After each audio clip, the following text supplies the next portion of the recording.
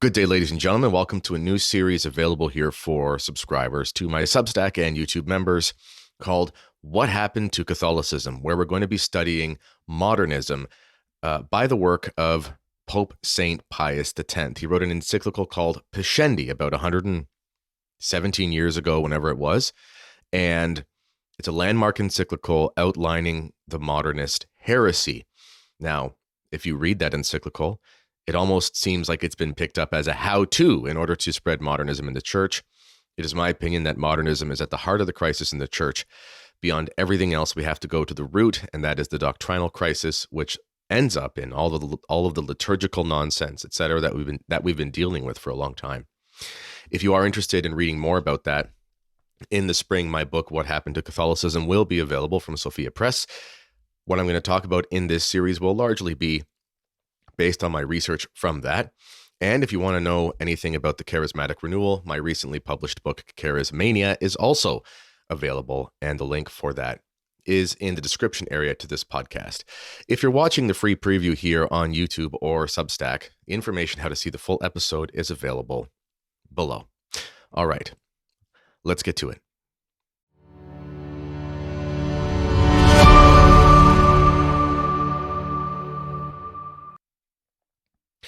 Okay, as I said, we're going to be studying the heresy of modernism, and I'm going to show you the layout for what that's going to look like.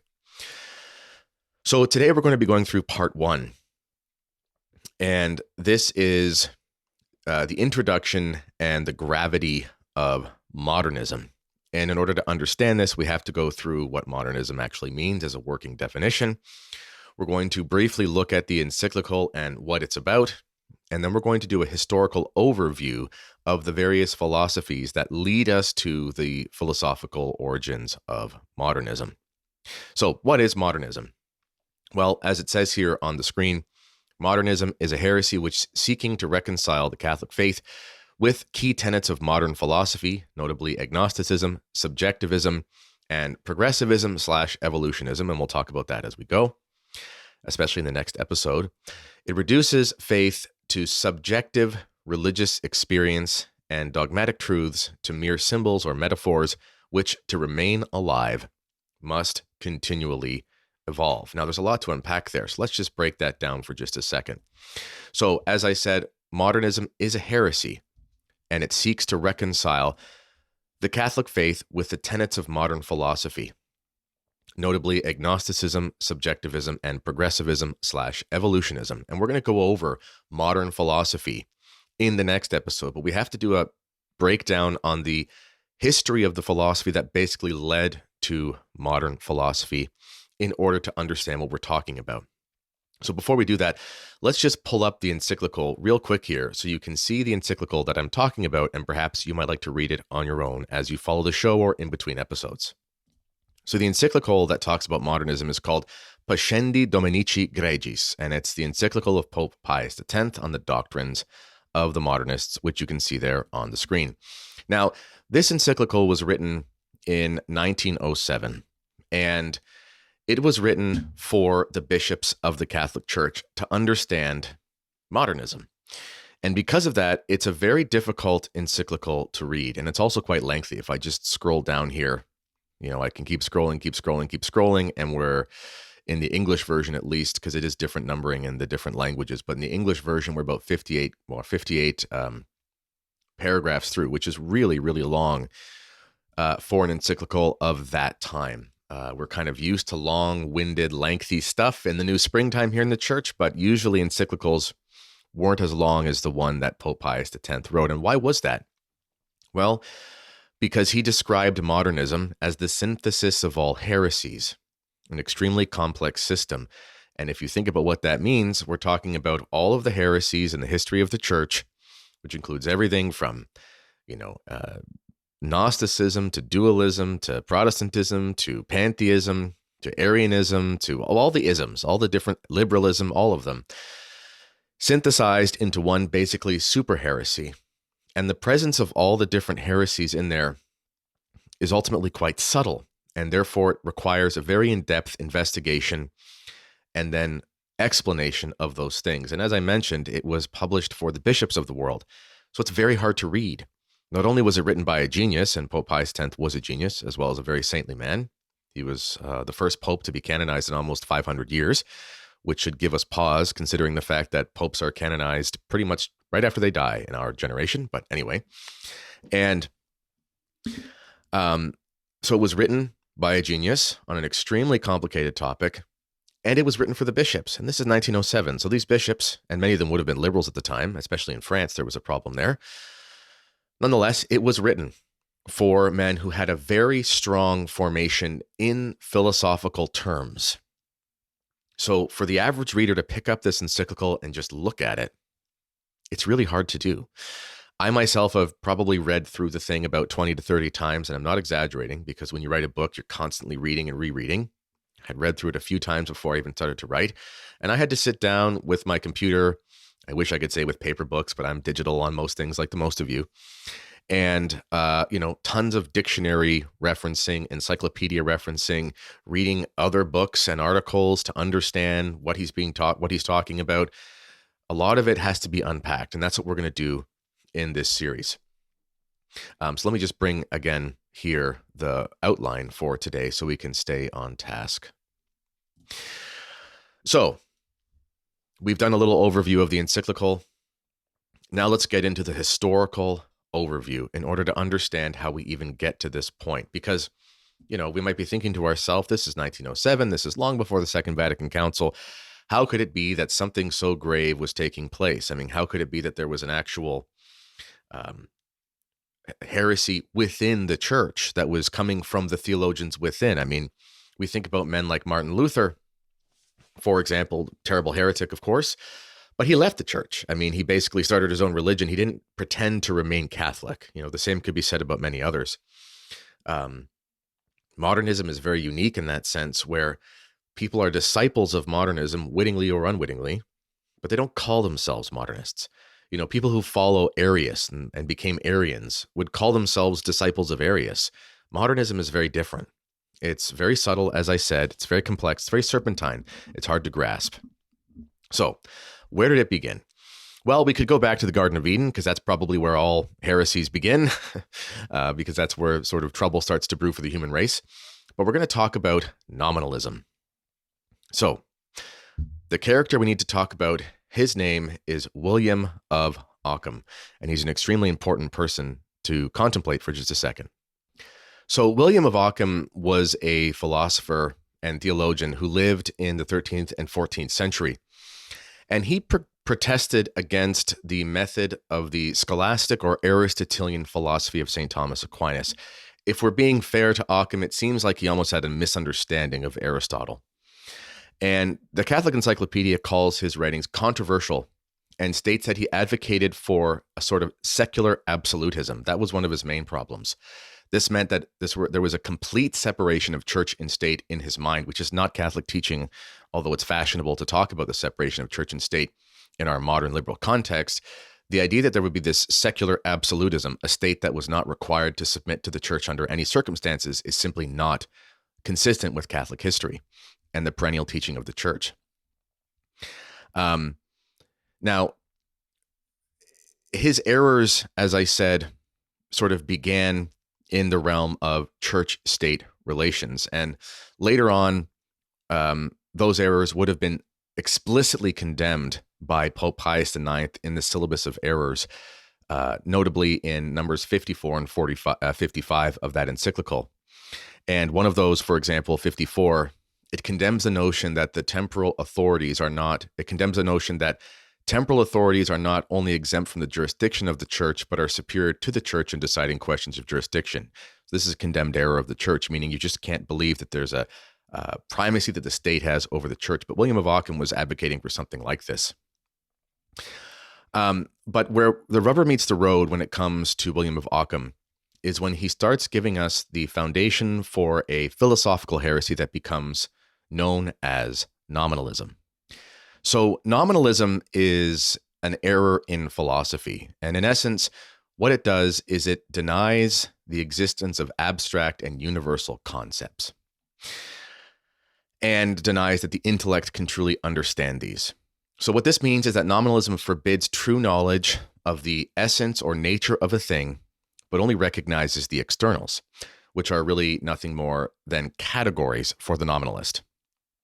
This is different than Aristotelian and Thomistic metaphysics, which is the backbone of perennial Catholic philosophy, that tells us that something has a form and an essence. So, for example, in the case of a dog, we can say that a dog has the form of a dog and the essence of a dog. A dog looks like a dog because it really is a dog. It does not look like a dog, but is really something else. Ockham's error was that we could not really know the essence of a dog, but ultimately could only recognize and categorize what dogs look like into categories of things that seemed doggish. It might sound a little bit persnickety, but it's very important. Now, the consequences of nominalism, they may not be obvious at first glance, and it might seem like something that, as I said, is kind of persnickety. This is just quibbling of philosophers and ivory towers, but the consequences are extremely severe. One author wrote, for example, about nominalism. This was Carl Olson wrote this. He's a Catholic author. He said, by denying that there is any basis in reality for universals that every human mind can grasp, nominalism moved knowledge away from objectivity and toward subjectivity and prepared the way for further radical propositions in the realm of theology and morality. If God's acts do not possess a logical objective nature, as Ockham and his disciples taught, then they are merely the result of a groundless divine will, unconcerned with what humans call reason or logic. If that is the case, obviously man cannot use his reason or logic to determine what is just or unjust. Natural law then is simply nonsense. Ockham went so far as to suggest that the incarnation of our Lord Jesus Christ was only important insofar as God applied value to it, and that God could have saved the human race by becoming anything he wanted, even an inanimate object. I can't speak, like a dog or something like, or like a rock or something like that. Also, nominalism it betrays a primordial scriptural truth. So call to mind, for example, in the first chapters of Genesis, what happens after Adam is created? And I'm paraphrasing here, but it's in the first 2 or 3 chapters. You can go read it. And all of the animals are presented to Adam, and he names them. Now, this might seem like this is an interesting little part. What does this have to do with anything? There's a huge truth in that. Adam was infused with knowledge. He was created from the dust, slime, clay, whatever, and he was made as an adult. So clearly he didn't spend his whole life growing up and learning things from his parents or whatever. So he had this infused knowledge. So when animals are presented to them, he understood perfectly what they were, and he said, this is such and such. This is such and such. That is such and such. Not, this looks like something that seems like such and such. This is. So it presents itself as whatever it is because it is that thing. There's no separation. There's no arbitrary distinction or separation between what the thing is and what the thing looks like. This is an understanding that there is an essence or a nature to things that is immutable. And this is scriptural truth. And Ockham's philosophy basically denies this. This might seem kind of strange, or maybe it's a stretch in some sense, but Ockham's philosophy of nominalism, it's what gives us the transgender philosophy, because a common sense person says that is a woman. She may look more or less female based on style or haircut or whatever, clothing, but she is a woman. It's not just her biology that presents itself as scientifically or biologically female. She is a woman. She was created as a woman. Doesn't just look like one. Transgenderism, of course, would deny this. So someone presents himself to look like a woman, and therefore we call her a woman. And this is where we see nominalism in action, when really that person who's presenting himself as a woman is a man, and he can't change his nature. He is male, and that just is what it is. That's really what nominalism is about. Now, William of Ockham eventually found himself in a heresy, essentially, and he had other errors as well. And he was eventually excommunicated after coming into conflict with the Pope, and lived his final years with a group of dissident Franciscans. Now, Ockham's errors did not become common in the realm of Catholic thought at the time. We're talking about, remember, the 13th, 14th century.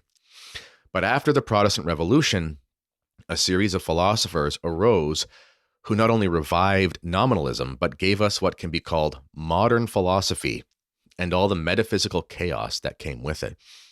And we're not going to go through in this episode modern philosophy with a fine-tooth comb. We're just going to introduce the thinkers to prepare ourselves for the next episode.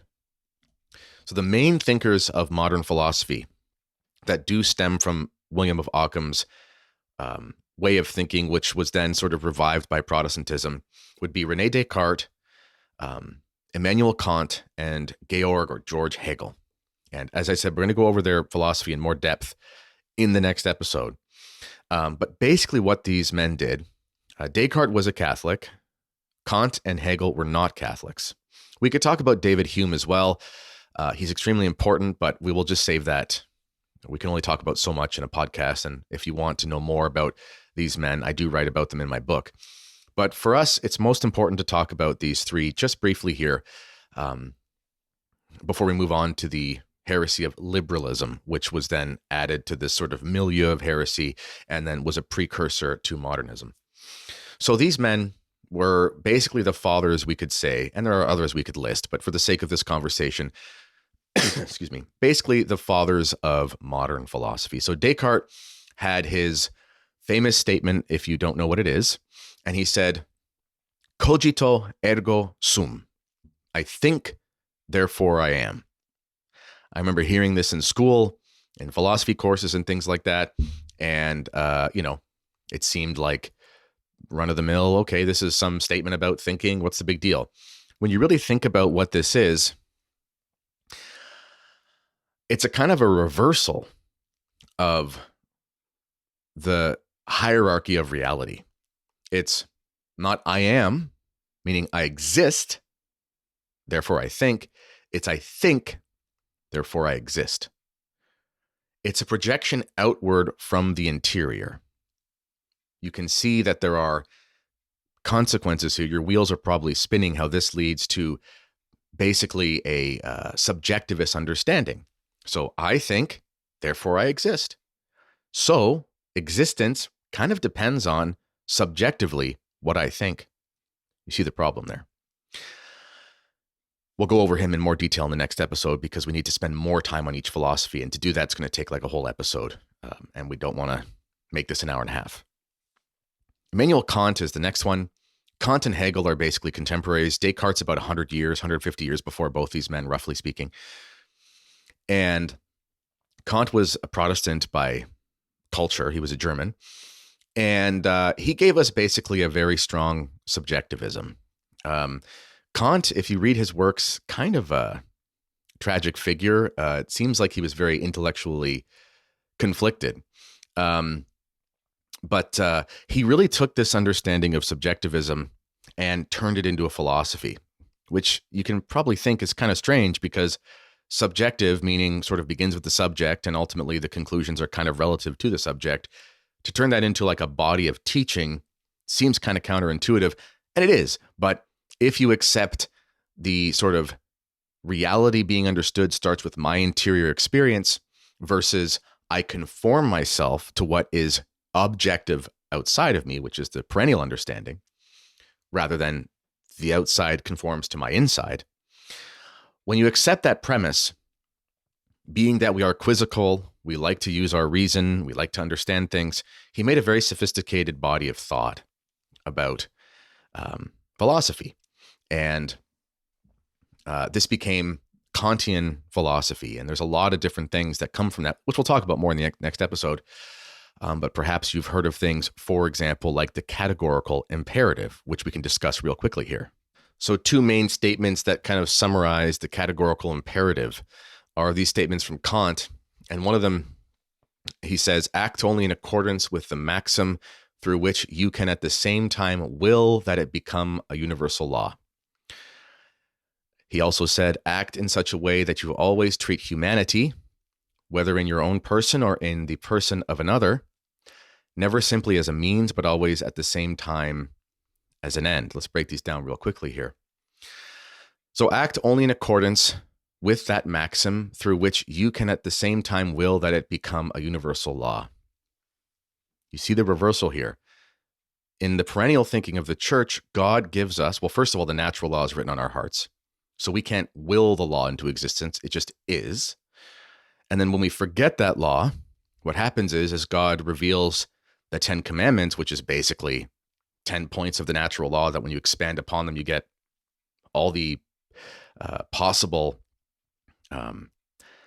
aspects of morals. And that's revealed to us. So, but the Kantian idea is subjective. It starts from the inside. Act in a way that you can will that becomes a universal law. It's bottom up rather than top down. And the idea that act in such a way that you always treat humanity, whatever that means. Humanity is that human persons? Is that the general body of people? Does that mean each soul of a person? I mean, you can see where it gets kind of vague. Treat humanity, whether it's yourself or in another person, never simply as a means, but always at the same time as an end. That means man is the end of existence, which is actually reiterated basically in the Second Vatican Council. But it's also problematic. When we think of man himself being an end, we start to think about, well, we can never affront his dignity, for example. However, man is not always an end. Sometimes man is a means. So, for example, we've always had the death penalty in the theology of the church. You don't have to apply it, but it's always been permissible because the immutable end is justice. Justice must be served, and a man's execution is a means to that end. So the man, in a way, isn't an end in that case. He's a means to the end of justice. You start to see how this shifts with this subjectivist approach. And that's sort of what Kant starts to give us, is this philosophized body of knowledge, this very astute and complex body of knowledge that basically turns subjective philosophy into an objective school of thought, which causes a whole host of problems. Now we're going to move on to George Hegel. Now, George Hegel was basically a contemporary of, roughly a contemporary of Immanuel Kant, and Hegel built off a lot of the ideas, but he had his own ideas as well. Inherent in Hegel's philosophy is what is loosely called the Hegelian dialectic. And the Hegelian dialectic is basically an evolutionary principle. And I don't mean biological, because it begins in the metaphysical. Darwinian evolution is basically an outgrowth of this modern Hegelian approach. But what is the Hegelian dialectic? Well, it's more complicated than this. And, if you're like an Ed Phaser out there, like one of these big-brained philosophers, this is going to be way simpler an explanation than it deserves if we're doing like a dissertation on the topic. But that's not what we're doing here. We want to understand the basics. You've heard this perhaps before, that there's thesis, antithesis, and synthesis. So you have basically the positive, the negative. They come together. You get the new thing that comes out of them. This is the underlying principle of Hegelian metaphysics. And the reason is because this is kind of necessary when we start to adopt subjectivist philosophical principles. Because let's just break it down to see what it would be like if we actually followed the Kantian perception, which is based off of the subjectivist revolution that comes from Descartes. So with Descartes, we begin with ourselves. So I think, therefore I am. So it starts inside, and then I go out to reality. And because I'm thinking, I experience it. Kant builds an ethical framework based off of this subjective mentality. So you act in a way that is consistent with how you would want everyone to be treated. Kind of sounds like the golden rule, except the golden rule is based off of objective revealed morality, not what we wish was morality. So the problem is that there are millions of people. There are billions of people now. And not everyone is going to have the same will about what sort of principles should become universal laws. Excuse me. So, how do you find out what is basically a universal law for the human race? It's pretty difficult. it's going to require a lot of trial and error. Basically, you're going to have people with opposing philosophies, thesis and antithesis, coming together and basically smashing together, metaphorically speaking, or real and things like war. And from that chaos, from that conflict, basically, you're going to have something emerge, which is like a higher principle. But the thing is, because it's not purely objective, that's going to be a continual process. And this is, if you think about how evolutionary theory is understood, you basically have the organism and you have the environment, and the organism is in a constant state of being under threat from the environment, and he basically experiences the danger and the chaos of the environment, which is against the organism. And through that process, he's refined, and then from there comes a higher organism, which is better suited to survive and eventually maybe thrive in the environment. It's the same kind of principle. And that's the basics of Hegelian metaphysics. Now, the thing is, the Hegelian metaphysical underpinning of this modern philosophy, it isn't completely wrong in the sense that, for example, as Catholics, we would read the scriptures and we'd find in Proverbs, the famous one, iron sharpens iron. Coming into conflict does refine us. But there's a difference between refining and synthesizing into something new. And that's the big jump that takes place. But Hegel was basically a pantheist, meaning he described himself, I think, as a semi-pantheist, or people have described him as that. But essentially, there's no real distinction between the absolute, so God, creator, whatever, the universe, because these terms are interchangeable in modern philosophy, and the individual. So you see this continual striving towards this point where basically no higher synthesis is possible. And this is basically the philosophy behind evolution. That's a very quick breakdown of these three philosophers. But I wanted to give that as a historical overview. Well, four of them if we include Ockham. But in the next episode, we're going to go deeper into Descartes and Hegel and Kant, because they do deserve more of an overview than I've just given you here. Now, if you are watching this or listening to this on YouTube publicly or as the free preview on Substack, it is going to end right now. So if you want to hear the rest, we're going to talk about liberalism and how that was sort of the next logical outgrowth of all of these things.